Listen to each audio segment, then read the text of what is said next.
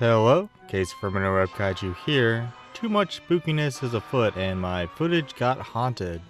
Or something. A while back I did a review of Toho's The Vampire Doll, specifically from the arrowvideo release, and even though I quite enjoyed it, I decided to save the other two entries in the Bloodthirsty Trilogy for October, and it is October, so let's get into it. Later on in the video I will be talking about Evil of Dracula, but first, Lake of Dracula.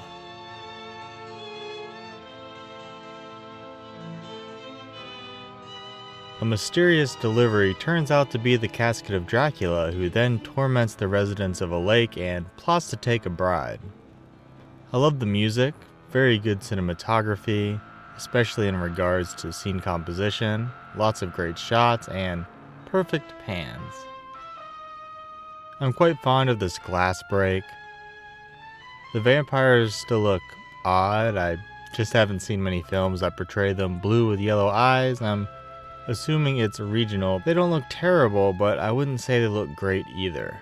There are some unsteady shots, one probably due to being on a small boat rocked by waves, and others by just filming store windows without proper equipment and or possibly permission, but just because there's understandable conditions doesn't mean I should pretend like they didn't bother me.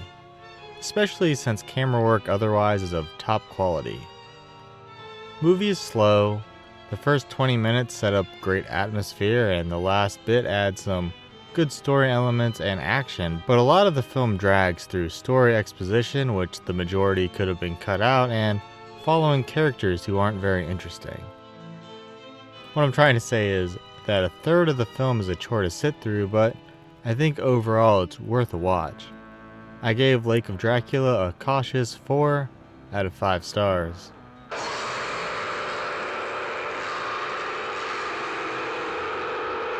Evil of Dracula. A professor takes a position at a new school only to discover that vampire mischief is afoot. Gliding vampires cool? Sometimes at least.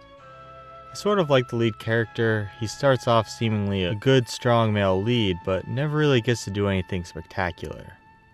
There's still decent cinematography and music, but not nearly as good as the previous film.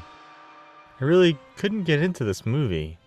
Storyline and presentation is much more standard, and it just feels like a low-rate vampire movie instead of a stylistic one oozing with charm like the others in the trilogy. Vampires look worse and are ironically on display more. Atmosphere is absent in most scenes.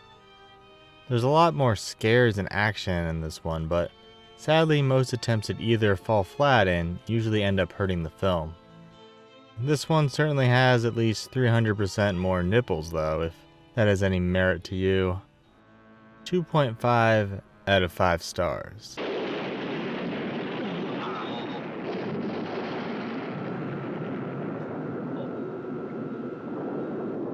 So, that was the remaining 2 entries of the Bloodthirsty Trilogy. Overall, I'd say Vampire Doll is the best. Lake of Dracula is good even with the lull in the second third, and Evil of Dracula was a huge miss for me. Thanks for watching.